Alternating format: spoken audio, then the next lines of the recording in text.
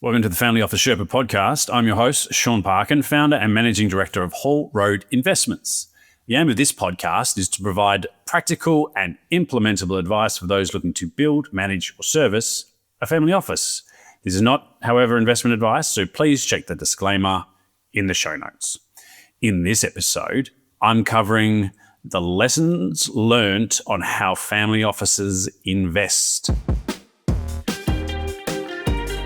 This is the Family Office Sherpa.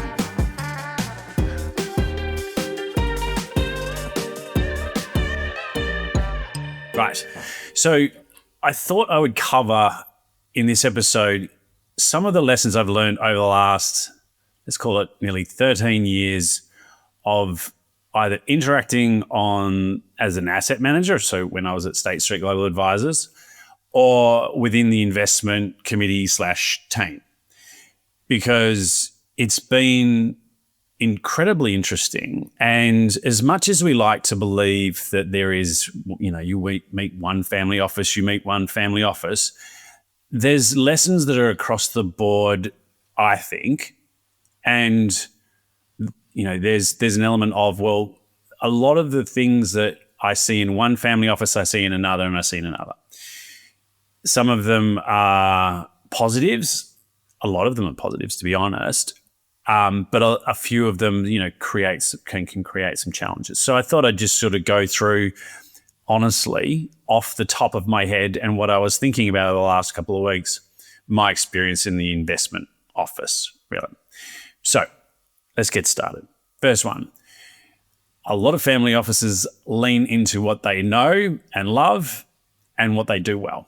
So many family offices generate the bulk of their returns from what is really a few core positions or overweights, often areas they know deeply or sometimes more importantly, genuinely enjoy investing in.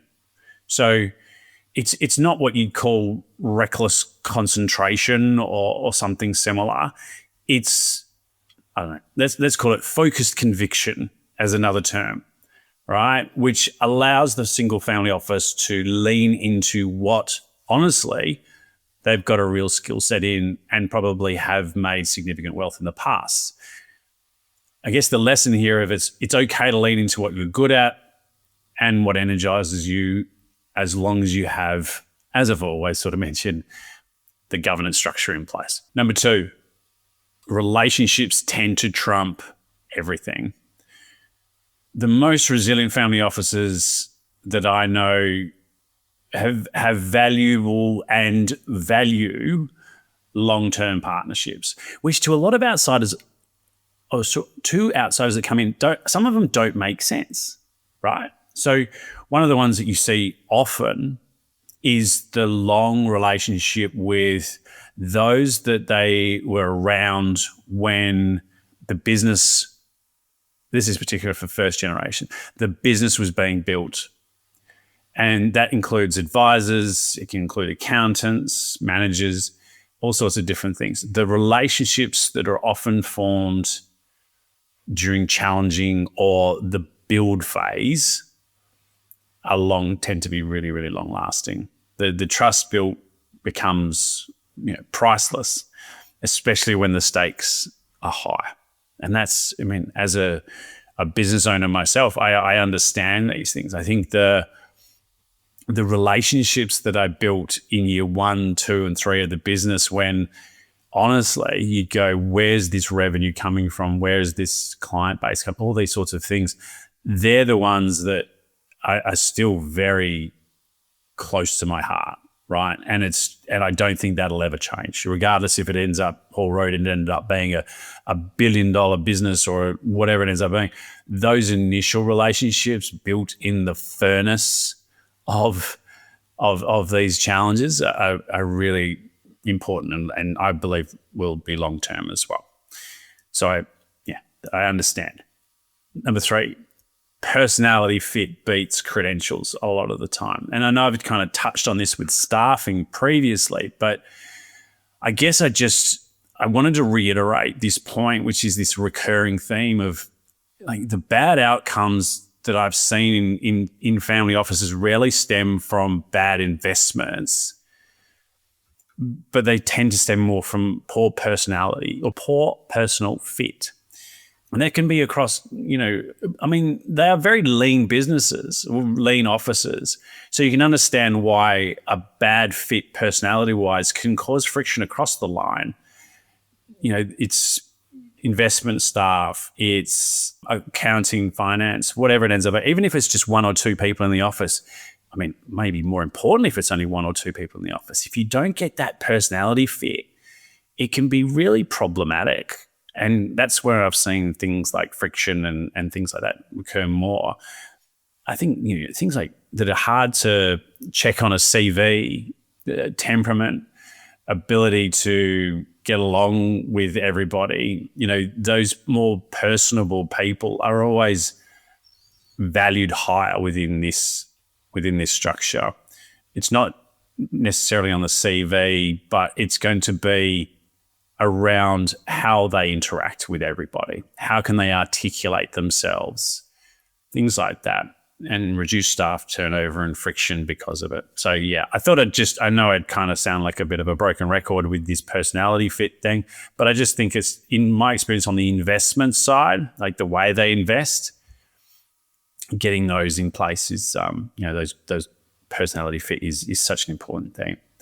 Number 4, it's not a secret society. I think there's far more room, and I think this is what we're seeing now with the investments is, and I think there was some good research that's come out recently which aligns to that theory of club deals, or that element of being more collegial in the way that they interact with other offices in particular, and not being quite as insular as people think.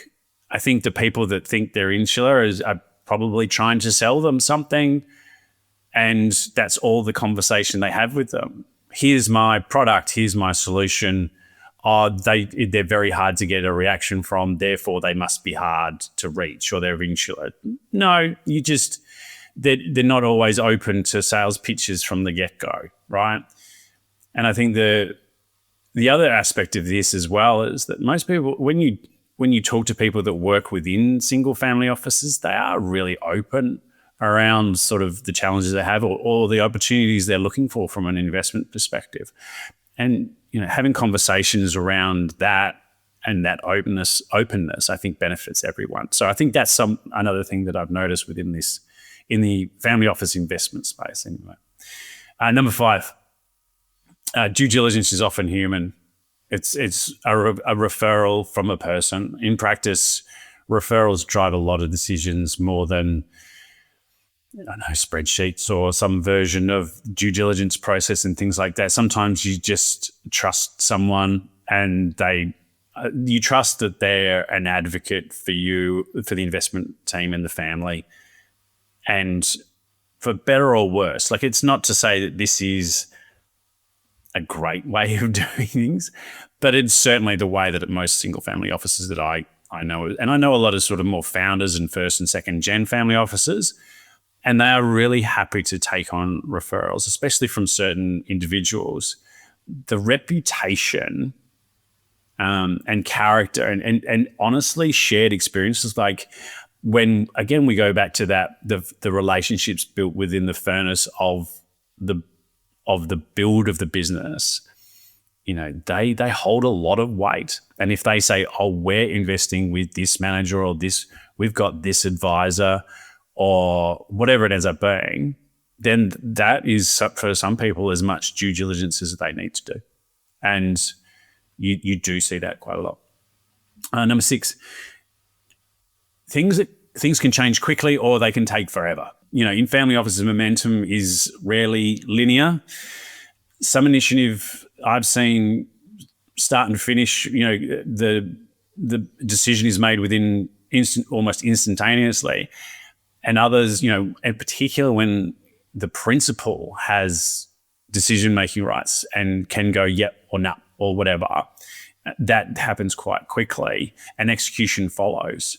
Others, even in that same office with that same principal, with that same sort of decision tree, can take months, even years to gain traction. And it's not always obvious why one works quickly and one doesn't. It's the beauty and the challenges of family office, which is you often have a single individual making these decisions. So it is what it is. The key, I think, within this is patience and adaptability. And you see this within investment teams in particular that know when to push and when to pause, and then to realize that it's not our timing, it's theirs. Successful advisors in particular in this space recognize that progress isn't just about logic or urgency. You do see some people get frustrated and say, well, it makes sense. I can't believe this isn't being enacted on quickly. It's like anything. There's a rhythm. There's things that get in the way. We're dealing with human emotions and people here. So, and like I said, their timing is not your timing. So it has to be this way. But like I said, the best I've seen, and I believe that I'm getting better at it as well, is knowing when to, like I said, when to pause and when to push with these sorts of things. Number 7, this alludes to that as well, which is number 7, making it easy to communicate upward. So a well-run investment office isn't just data analytics, it's the interpretation of it. The family member or the decision maker has a dashboard, what they're interested in, what are going to be components of what they're looking for to make these sort of decisions. The best teams make it easy for executives and advisors, external and internal, to clearly and concisely explain ideas to people that might not necessarily be that au fait with what we're trying to do, or then their very specialist skill set doesn't go towards maybe other asset classes or something like that.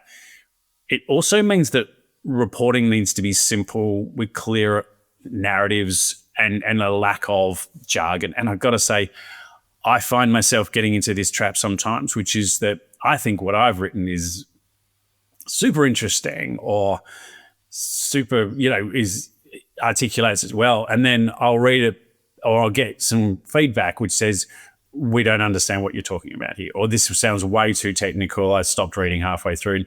And I think that's something that I continually learn, which is you got to understand the reader. You got to be empathetic. It's not that they are not as smart or sophisticated as everybody else. It's like me if I hear jargon from something that is not within my bailiwick either. And I'm like, I don't understand what you're talking about. I've got a lot of friends that are engineers, right? And they talk about stuff. I'm like, you're going to really have to get rid of the acronyms and the industry speak. So, and talk to me like a normal person. So I think that's maybe that's the good way to sort of, communicate upward. Right. Number 8. And this comes up all the time. A great CFO changes everything. Or head of finance, or whatever you want to call them. It doesn't necessarily have to have the naming or the title. But I believe if there's one underrated hire in the family office, and I'm not sure if they're underrated, but let's call it the most impactful, it generally is the chief financial officer.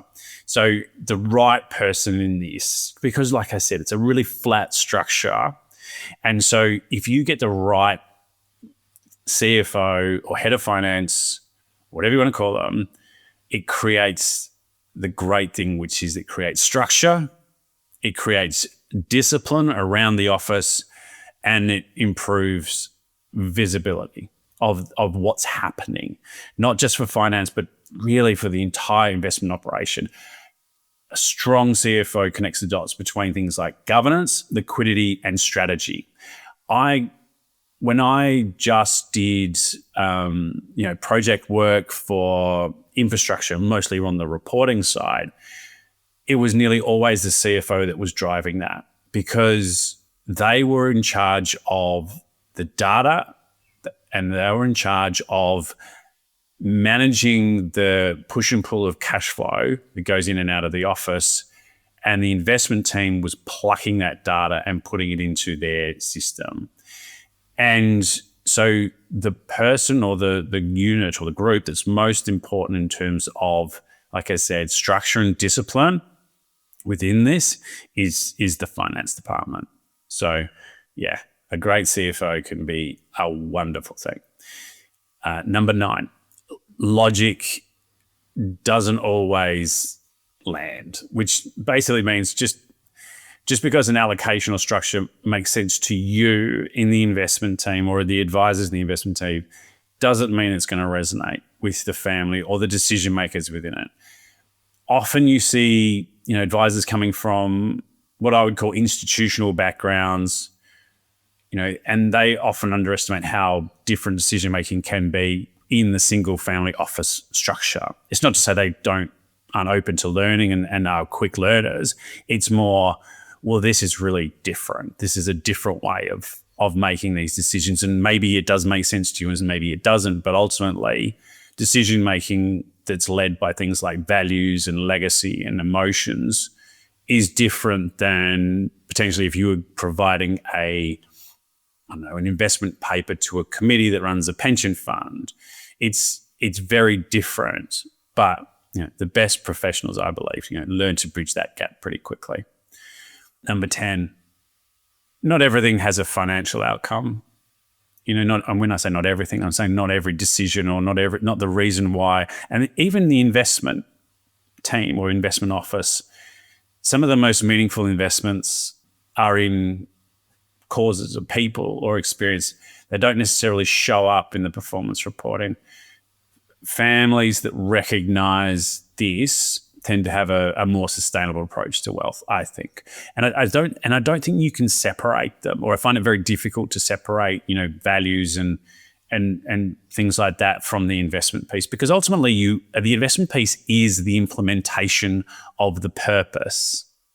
Now, you have the purpose document, or you have that purpose, that North Star around sort of the reason why you have the office. And then you have the investment policy, which is around how are we doing that, how are we implementing that purpose and that philosophy through the investment component. And a lot of that is, there might be things in that investment policy that aren't financial outcomes. They might be impact, or they might be almost things that aren't really going to be led by the success of them isn't going to be very P&L driven. It's not going to be performance metrics that we would normally allocate to investments within the office. So I think just having some non-financial outcomes, that tends to be the way that I see the investment teams still working towards and still having within the governance structure, but it might be slightly different in the way that we measure success or not. And number 11, which is the last one. And now number 11 is passive doesn't mean indexing.